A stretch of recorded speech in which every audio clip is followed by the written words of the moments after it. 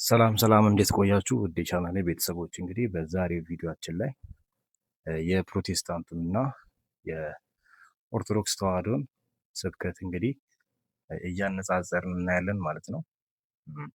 እኔ በበኩሌ የፕሮቴስታንት እምነት ተከታይ ነኝ። ቢሆንም ግን በብዛት ጥሩ ስብከቶችን ከኦርቶዶክስ መምህራን የመጽሐፍ ቅዱስ ስብከቶችን ብዙ ጊዜ እሰማለሁና በዚህ ምክንያት እንግዲህ ምንድነው የሚለያቸው ነገር የሚለውን በዚህ ቪዲዮ ዛሬ የምናየው ይሆናል። ለዚህ ቻናል አዲስ ከሆናችሁ ቻናሉን አዲስ ስለሆነ ሰብስክራይብ ማድረጋችሁ እንዳትረሱ። ይህ ቪዲዮ ደግሞ ለብዙ ሰዎች እንዲደርስ ላይክ ማድረጋችሁን እንዳትረሱ። ወደ ቪዲዮ እንሄዳለን። አሁን ቀድመን የምንመለከተው የፕሮቴስታንቱን እምነት ስብከት ነው። እንግዲህ በፕሮፌቶች የሚሰበኩ ስብከቶችን የምናየው ይሆናል። በመቀጠል ደግሞ ወደ ተዋህዶ ስብከቶች እንሄዳለን። 2026 የሆነ ነጭ ቪኤት የያዘ ሰውዬ መጥቶ ያጽናናኛል ብለህ እንዳታስበው። እሱ አንተን እየጠበቀ ነው። የሚገርም መኪና ይዟል፣ ግን መረጋጋት አቅቶታልና ቀርበ ኢየሱስ አለ ብለህ እንድትሰብከው ይፈልጋል። የሚበልጥ ሀብት በሕይወታችሁ ላይ አለ። እሱ ሀብት የእግዚአብሔር መገኘት ይባላል። ከምናከማቸው ንብረት ላይ አይደለም እውነተኛ ብልጽግና የሚገኘው፣ ከተሸከምነው ከእግዚአብሔር ክብር ላይ ነው የሚፈልቀው። የእኛ ሀብት የሚቀመጠው ባንክ ውስጥ ሳይሆን መንፈሳችን ውስጥ ነው። ባለጠጋ ነኝ ብሎ የሚጠሩት የነሱ ባለጠግነት የሆነ ቦታ ተቆልፎ ነው ያለው። የእኛ በረከት በመንፈሳችን ላይ ስላለ ይከተለናል። የእግዚአብሔር ክብር ነው እሱ ሀብት። ሽባውን ብድግ የሚያደርግ የታሰረውን የሚፈታ አንካሶችን የሚያዘልል ሽባዎችን የሚተረትር መስማት የማይችሉትን ጆሮ የሚከፍት ለመካኖች ልጅ የሚሰጥ የእግዚአብሔር ክብር ነው በመንፈሳችን ላይ ያለው።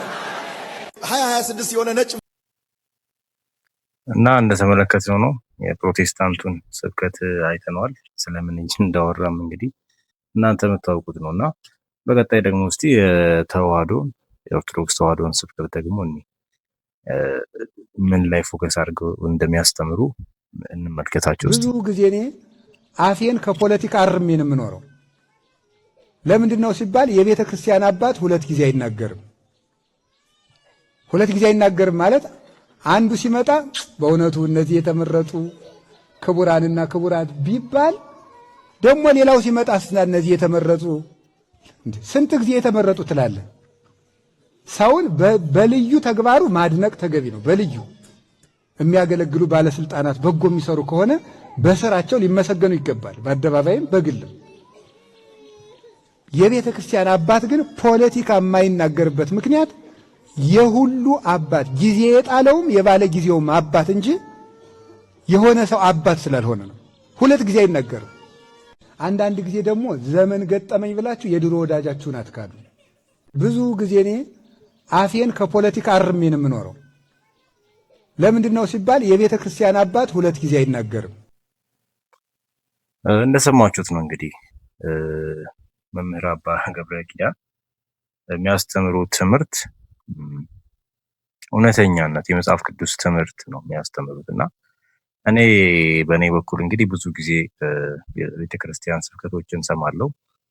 ግን ወደ ኦርቶዶክስ ቤተክርስቲያን ሄጄ ስብከታቸውን ስሰማ ማለት በቃ በትዕግስት ሰምቼ እንድጨርስ የሚያደርገኝ ሆነ። ስብከታቸው በጣም የሚጣፍጠው እውነት ለመናገር ከመጽሐፍ ቅዱስ አይወጡም ሲሰብኩ እና ስብከቱ እስኪያልቅ ድረስ ሳይሰለቸኝ እስከ መጨረሻው መስማት የምችለውን ስብከት ነው የሚሰብኩት። ቀጥተኛ በመጽሐፍ ቅዱስ ተንተርሰው ነው ስብከታቸውን የሚያደርጉትና ከፕሮቴስታንቱ ዓለም ደግሞ ስንሄድ አሁን በፕሮፌቲክ የሚተዳደሩ ቸርቾች ላይ ስንሄድ ስብከታቸው ከብልጽግና ከገንዘብና ከሆነ ከኢኮኖሚ ጋር የሚያያዝ ነው። እንዲህ አይነት ስብከት ደግሞ በጣም የሚሰለች ነው።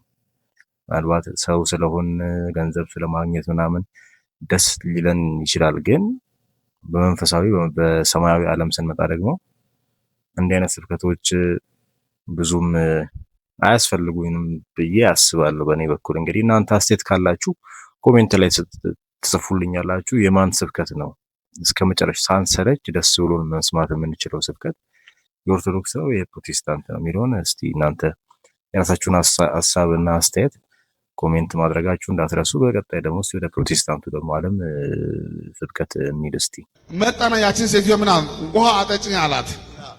ምን እስራኤል ዳንሳ ውሃ አጠጭኝ። ውሃን ፈልጎ አይደለም፣ እሷን ፈልጎ ነው። እሷን ፈልጎ ነው። ፓሮል ማለት እስቲ እናንተውን በእናንተ በራሳችሁ መንገድ አወዳድሩት። የኦርቶዶክስ ስብከትና የፕሮቴስታንቱን ስብከት እስቲ በራሳችሁ መንገድ ደግሞ በደንብ ልብ ብላችሁ ሰምታችሁት ከሆነ የትኛውን መንፈስ የሚያረሰርሰው የትኛው ነው ጥሩ ትምህርትን እየሰጠን ያለው ስብከት የትኛው ነው የሚለውን ደግሞ እስቲ እናንተ በራሳችሁ መንገድ ከዚህ ቪዲዮዎች ደግሞ ቼክ አድርጉ። ሶሻል ሚዲያ ላይ የሚደረጉ የስብከት ቪዲዮዎችን እስቲ ቼክ አድርጉ። እስቲ እንመልከተው። ለማንኛውም እስከ መጨረሻው ያገለግለኝ ዘንድ ህዝብን ልቀቅ። ህዝቡ አመፀኛ ነው፣ ካጂ ህዝብ ነው። ይህ ህዝብ ተአምር ቢያይ ድንቅ ቢያይ መና ቢበላ ከድንጋይ ውሃ ቢጠጣ ምንም ጌታ ቢያስገርም ከተሻገረ በኋላ ካጂ ህዝብ እንደሆነ እያወቀ እሱ እንዲህ ይላል፣ ፋርዖን ያገለግለኝ ዘንድ ህዝብን ልቀቅ። ሊያገለግላችሁ ፈልጎ ነው። እባክህ ሊያገለግላችሁ ፈልጎ ነው። አንተ ተዘጋጅ እንጂ እግዚአብሔር በዚህ በአዲሱ ዓመት ሊያሳርፍ ፈልጓል። ሰው ሊያደርግ ፈልጓል። አሜን። ጸጋ ይሰጣል፣ ይሰጠኛል፣ ምርኮ ይመለሳል። ይመለሳል። ኢየሱስ ለብዙዎቻችሁ በዚህ በአዲሱ ዓመት አሜን እግዚአብሔር እስከዛሬ የሚከተለውን ጨለማ ካንተ ዞር ያደርጋል። የሚከተል ይመለሳል፣ የሚያሳድ ይመለሳል፣ ማዳን ይመለሳል፣ ጨለማ ይመለሳል፣ ከዚህ ወደ ያሳርፋል። ኧረ ያሳርፋችኋል። ኢየሱስ እንግዲህ እንደሰማችሁት ነው። ብዙ ጊዜ አሁን እንዲህ አይነት ስብከቶች ላይ ምናልባት የቃላት አጠቃቀማችንም ማተር ሊያደርግ ይችላል። ሰው ሳይሰለቸው ይሄን ስብከት እንዲሰማ ማለት ነው። አሁን የተቆራርጦ የወጣ ቪዲዮ እንጂ ረጅም ሰዓት ተቀምጣችሁ ብትሰሙት እንዲህ አይነት ስብከት በጣም አሰልቺ ስብከት ነው። ሆነ ቀጥታ ሰው ሰራሽ የሆነ ስብከትን ነው እየሰማን ያለ ነው። እኔ እንዳልኳችሁ ፕሮቴስታንት እምነት ተከታይ ነኝ።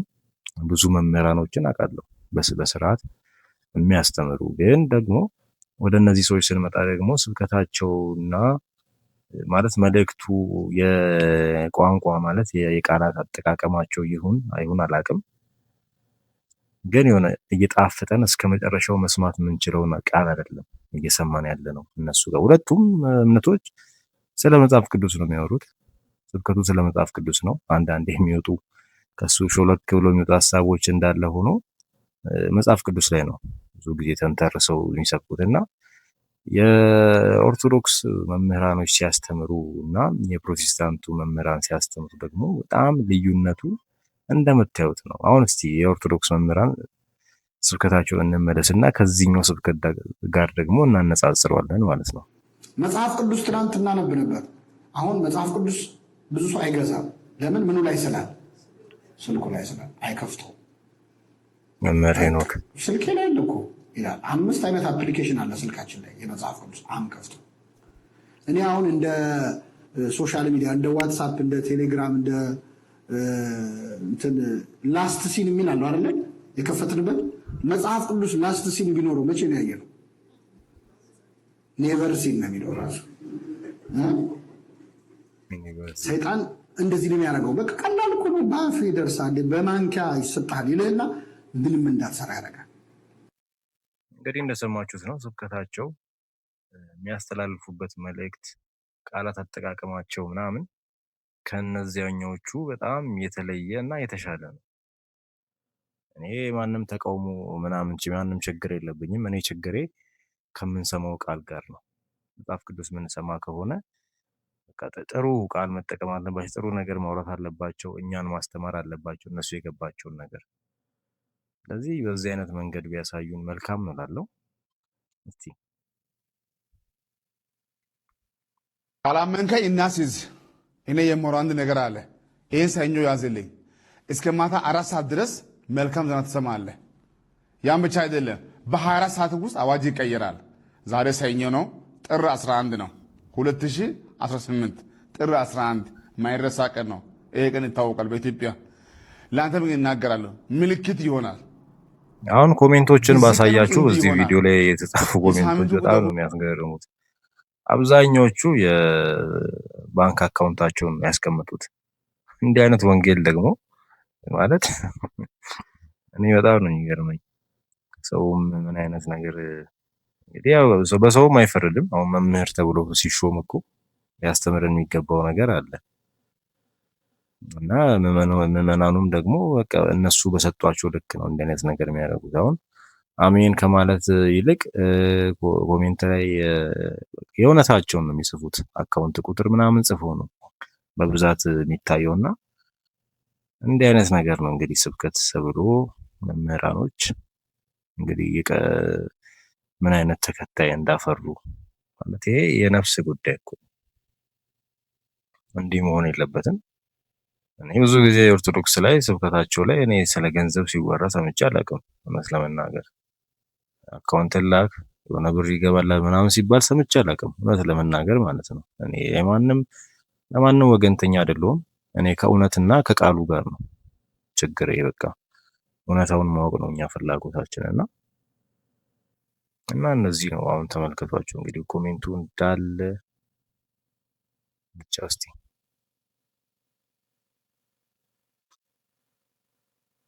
ተስተካክሎ ታሪክ ተቀይሮ በክብር ትቆማለህ። በስልክ መልካም ዜና ይሰማል። ከውጭ ይደወላል፣ ከውስጥ ይደወላል። ጌታ ሰላም ያደርጋል። ክፉ ጉዳይ አንተን አያደርግም። እናንተ አምነሽ ተቀበሉ። እኔ የማውራት ነገር አለ።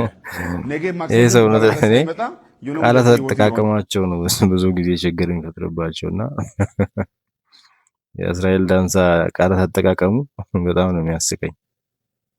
ማለት ጨዋታ ነው የሚያደርገው። እንዲህ አይነት ስብከቶችን በጨዋታ መልክ ነው የሚነግረን። ከማክሰኞ በኋላማ ይፈቀድልሃል። እወዳችኋለሁ። ሼር አድርጉ፣ ፎሎ አድርጉ፣ አሳውቁ ለጓደኞቻችሁ። አገኛችኋለሁ ሁሉ ጊዜ በጌታ በኢየሱስ ሆነላችሁ። ቀናችሁ ይባረክ። እዚህ ላይ ሀሳባችሁን እናንተ ስጡ። እኔ በግሌ በጣም ስለሚያስቀኝ ነው። ማለት ብዙ ማውራት ይቻላል፣ ግን በጣም ነው የሚያስቀኝና ሀሳብ ስጡበት እስቲ በእናንተ በኩል ደግሞ የተረዳችሁትን ነገር። እስቲ አሁን ወደ ቀጣይ ደግሞ ቪዲዮ እንሂድ። መምህር ዘላለም ታዬ በስመ አብ ወወልድ ወመንፈስ ቅዱስ አሐዱ እኔ ስርዓታቸው ራሱ በቃ ሲቀርቡ ህዝብ ፊት ሲቀርቡ ወንጌል ሊያስተምሩ ሲመጡ የኦርቶዶክስ መምህራን ነጠላቸውን ያደርጋሉ። ስነ ስርዓት አላቸው። የሚጠቀሙት ቃላት አለ። ንጹህ የሆነ ቃላት ነው የሚጠቀሙት። ድምጻቸው ዲሲፕሊን በቃ በጣም አሁን ሰው ብዙ ጊዜ እኮ አበሻ እኮ እኔ ማስተምረው ልጅ ካለ የኔን አኳኋን ነው ልጅ የሚያየው አይደለ? እኔ መምህር እስከሆንኩ ድረስ የኔን አረማመድ በቃ የኔን የማደርገውን ነገር ተከትሎ ነው ተከታይ የሚሆነውና እነዚህ መምህራን ጋር ደግሞ ስንሄድ የኦርቶዶክስ መምህራን ጋር እንደዚህ ስንሄድ ደግሞ በቃ ለቤተ ክርስቲያን ያላቸው ስርዓት አለ። ህዝቡን የሚያዩበት ስርዓት ያለው መንገድ፣ ስርዓት ያለው እይታ አለ። ነጠላቸውን ለብሰው ድምጻቸውን ቀንሰው እንዳይሰለቸን እውነቱን እንድናቅ ያላቸው ነገር እኔ በጣም ነው የሚያስገርመኝና በኩል እኔ መጨረሻ ላይ ሬት አደርገዋለሁ። ብቻ ቪዲዮን እስከ መጨረሻው ነው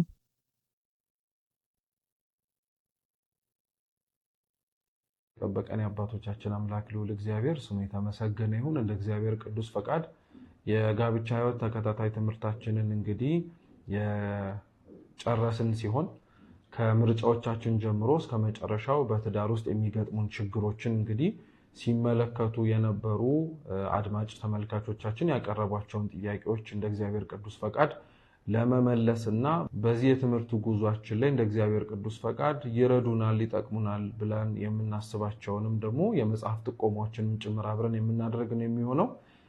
ጥያቄዎቹን በንባብ እያነበብኩላችሁ ከዛ በኋላ ምላሾቹን እየሰጠን ነው የምንቀጥለው ማለት ነው። የመጀመሪያው ጥያቄዎችን እንዲህ ይላል።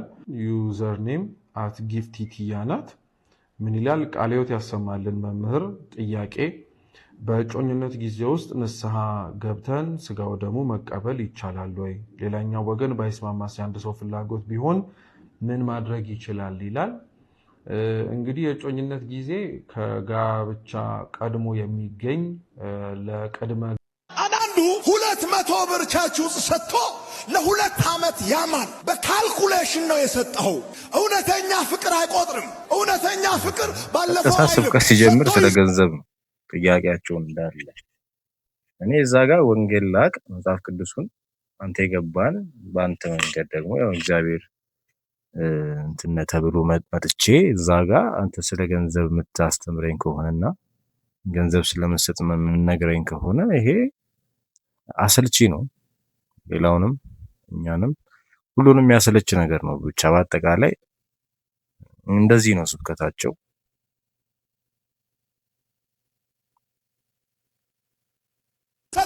ሰብሮ ይሰብራል፣ ኖሮ ይኖራል። እውነተኛ ፍቅር ምን አገኛለሁ አይልም፣ ምን እሰጣለሁ ብሎ ይጠይቃል። እውነተኛ ፍቅር እንዲገለጥ ግድም መሰበር ሲባል ገንዘብ ስጥ ነው ባጭሩ። የሆነ ነገር ለጌታ በል ይልሃል፣ ሚስትህን ትፈራለህ። የሆነ ነገር ተነስተሽ በይ ይልሻል፣ ባልሽን ፈርተሻል። መቼ ነው ከዚህ ፍርሃት የምትወጪው? መቼ ነው ከዚህ ፍርሃት የምንወጣው? በባልና በሚስት መሃል ያለው ሪሌሽንሺፕ ወይም ኮኔክሽን ይሰበር እያልኩ አይደለም። ለጌታ ሲሆን ግን የማይሰበር ግድግዳ የለም። የተኛውም ቦርደር ለጌታ ከሆነ ይሰበራል። እስኪ አንድ ሰው ጮኸ አሜን ይበል። ለወዳጅ ደረጃ አለው፣ ለወንድም ደረጃ አለው፣ ለአጎት ደረጃ አለው፣ ለጎረቤት ደረጃ አለው፣ ለአገር ደረጃ አለው። ለጌታ ሲሆን ግን የተኛውም ኬላ ይሰበራል። በማርቆስ ወንጌል ምዕራፍ 14 ቁጥር 3 ላይ የተመለከትነው ጲልቃዱ የሚወክለው የተዘጋ ልብ ነው። ኩርሃትን ይወክላል፣ ፍርሃትን ይወክላል፣ ሸምን ይወክላል። መሰበር አለበት። ብዙ ሴቶች አላችሁ ለቸርች ስጦታ ሰጥታችሁ የታለ ስለምትባሉ ሁማኔር ገዝቻለሁ ምትይ፣ ለቸርች ከተባለ ስለምትቀጠቀጭ። ባልየውም እንደዛ ሌሊቱን በሙሉ ላለመቃጠል መኪና አሰርቻለሁ ምንም ያለው ለቸርች ካልክ ድብልቅ ለጌታ ያደርጋለሁ። አንዳንዱ 200 ብር እግዚአብሔር የሱን ስብከት እስቲ አሁን ስናነጻጽረው ማለት በቃ ደስ እያለን መስማት የምንችለው ስብከት የማን ነው? መልሱ እናንተ ጋር ነው ያለው ማለት ነው። እና ብዙ ጊዜ ስለመስጠት ለቤተ ክርስቲያን ስለመስጠት ምናምን ነው የሚለው። እንግዲህ በእናንተ እስቲ እናንተ ደግሞ አነጻጽሩት የአባታችንን ስብከትና የዚህን ሰው ስብከት ማነጻጸር በቂ ነው። ሁላችሁም ልዩነቱን ታውቃላችሁ። ለዚህ ነው እንትን ማለላችሁ። እስቲ ቀጣይ ቪዲዮ ካለን ደግሞ ተመልከቱ። ቤተ ክርስቲያን በወርቅ ብንሰራት በብር ብናንቆጠቁጣት ጉልላቱ የወርቅ መስቀሉ የወርቅ ጥላው የወርቅ መጽሐፉ የወርቅ ይሄ አትሮንሱ የወርቅ ይሄ በሙሉ ግድግዳው የወርቅ እነዚህ ሻሻቲዎች የወርቅ ምሰሶዎቹ የወርቅ ራሱ ግቢውን ራሱ በወርቅ ብንሰራው በጣም ከርቀት ቦግ እያለ ቢታይ ቤተ ክርስቲያኑ እምነት ተስፋ ፍቅር ከሌለው ያደፈ ቤተ ክርስቲያን በቃ እምነት ተስፋ ፍቅር ከሌለን ባዶ ነው የሚለው። ስለ መስጠት አይደለም ስብከታቸው ላይ። አሁን ደግሞ የዚህ ጋር የኢዩን ጩፋን ስንመለከት አንዳንዱ 200 ብር ቸርች ውስጥ ሰጥቶ ለ2 ዓመት ያማል። ስለ ገንዘብ ነው የሚጠይቀን። እዚህ ጋር አባታችን ስብከታቸውን ደግሞ ምንም ጥቅም የለውም፣ ሰጠ ውስጥ ፍቅር ከሌለ ምን ጥቅም አለው ነው እያለ ያለው። ዝም ብሎ መስጠት ብቻ መጠየቅ ብቻ ዋጋ የለውም እንደማለት ነው። ስሙ ቤተ ክርስቲያን በወርቅ ብንሰራት በብር ብናንቆጠቁጣት ጉልላቱ የወርቅ መስቀሉ የወርቅ ጥላው የወርቅ መጽሐፉ የወርቅ ይሄ አትሮንሱ የወርቅ ይሄ በሙሉ ግድግዳው የወርቅ እነዚህ ሻሻቲዎች የወርቅ ምሰሶዎቹ የወርቅ ራሱ ግቢውን ራሱ በወርቅ ብንሰራው በጣም ከርቀት እግዚአብሔር ጋር ብሄድ እና ስራቸው ቁጭ ብዬ መማር ብችል አጋጣሚውን ባገኝ በጣም ነው ደስ የሚለኝ። በእውነት እኔ ብዙ ጊዜ በቪዲዮዎች ነው በሶሻል ሚዲያ ላይ ነው ስብከታቸውን የምሰማው እና በቃ አገራቸው ስራ አጠገባቸው ቁጭ ብዬ እንዲህ አይነት ትምህርት ቢያስተምሩኝ በእውነት እኔ ምን ያክል እድለኛ ሰው እንደመሆን እንግዲህ ልንገራችሁ። ማለት በቃ ላገኛቸው ስብከታቸውን መስማት ፈልጋለሁ። በቃ አጠገባቸው እያየኋቸው ስብከታቸውን መስማት ፈልጋለሁ። ይሄ በቃ ይሄ ከውስጥ የመነጨ እውነተኛ መውደድ ነው። በሌላ መንገድ ሳናየው እኔም እዚሁ ፕሮቴስታንት እንደሆንኩኝ ግን ትምህርታቸውን ሄጄ መስማት ብችል በጣም ነው ደስ የሚለኝ። ፍላጎት አለኝ ማለት ነው ከልቤ እና ማገኛቸውን መንገድ ባገኝ በጣም ነው ደስ የሚለኝ።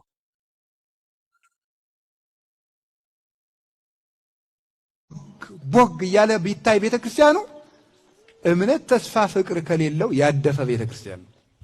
ሶስቱ የሌሏት ቤተክርስቲያን ያደፈች ቤተክርስቲያን ነው። ቤተክርስቲያን በወርቅ ብንሰራት ተስፋ ከሌለው ቤተክርስቲያን ባዶ ነው። በወርቅ ሰራ ገንዘብ ሰጠ፣ ይሄ ግን ነገር ያስፈልጋል ነው የሚሉት እና አባታችን በጣም ነው የምንወዱት፣ በጣም ነው የምናከብሩት።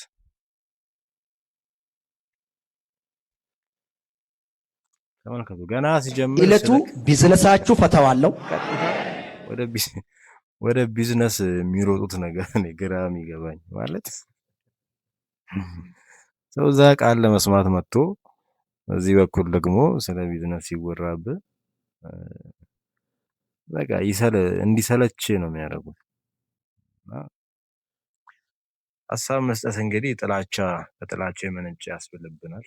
እንዴት ሀሳቦችን ስትሰጥ ወደ ሌላ ነገር ስለሚቀየር ለእናንተ ፍርዱን ለእናንተ ልስጠው ብዬ ነው እንግዲህ።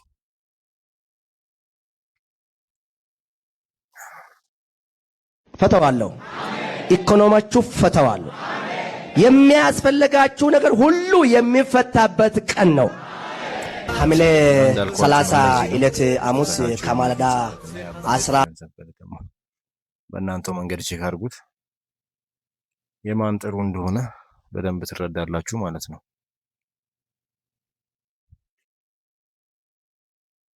በነገራችሁ ላይ የሰው ልጅ ንስሐ ለመግባት የማን እጅ ያስፈልገዋል ብላችሁ ታስባላችሁ? የእግዚአብሔር እጅ ያስፈልገዋል። የእግዚአብሔር እጅ አብሮት ከሌለ ሰው የንስሐ እድል የለውም። የምንጸጸተው እኮ እግዚአብሔር ነው የሚያጸጽትን። ታውቃላችሁ አይደል? አሁን ንስሐ የገባንባቸውን ቀናት ዞር ብላችሁ ብታጠኗቸው በሆነ ምክንያት ንስሐ ነው የገባ ነው። አንዳንድ ጊዜ ሁሉ ነገር ዙሪያውን ጨልሞብን አሁን ከእግዚአብሔር ውጭ ምርጫ የለኝም ብለን ንስሐ የገባንበት ጊዜ አለ። ስለዚህ እግዚአብሔር አስፈራርቶ ንስሐ እንድንገባ ያደርገናል። አስጨንቆ ንስሐ እንድንገባ ያደርገናል። ታመን ለመዳን ብለን ንስሐ እንድንገባ ያደርገናል። የሆነ መልካም ነገራችን እንዲከናወንልን ብለን ንስሐ ልንገባ እንችላለን። ስለዚህ እግዚአብሔር ነው ንስሐን የሚያነቃቃ፣ መንፈስ ቅዱስ ነው። ይትባረክ እግዚአብሔር ዘአንቃ ኀልባቤነ ኀበ አእምሮቱ ወአይኩቶቱ ያሉ ለአሞኒዮስና አውሳቢዎስ በመቅደመ ወንጌል ለዚህ ነው። እሱን ለማመስገን ልቡናችንን ያነቃቃ እግዚአብሔር ይክበር ይመስገን። እሱን ወደ ማወቅ እሱን ወደ ማመስገን ልቡናችንን ያነቃቃ እግዚአብሔር ይክበር ይመስገን። ስለዚህ እግዚአብሔርን ወደ ማወቅ፣ ወደ መውደድ፣ ወደ ማመስገን የሚያነቃን ራሱ እግዚአብሔር ነው። ልቡናችንን የሚማርከውና መዓዛውን እያሸተተ የሚጠራን እሱ ነው። አንዳንድ ጊዜ አሳዝኖ፣ አንዳንድ ጊዜ አስደስቶ፣ አንዳንድ ጊዜ አራርቶ፣ አንዳንድ ጊዜ በጓደኛ አስገስጾ፣ አንዳንድ ጊዜ ደግሞ ጉዳችን አውጥቶ እግዚአብሔር ወደ ቤቱ እንዲጠራን ያደርጋል።